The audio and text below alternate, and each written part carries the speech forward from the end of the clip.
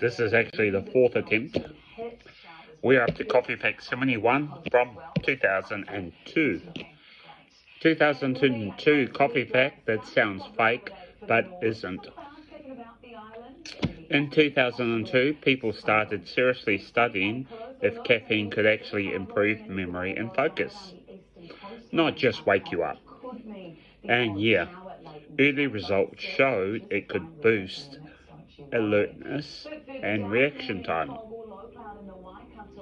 So your I need coffee to function, low-key backed by science, you're not addicted, you're optimized.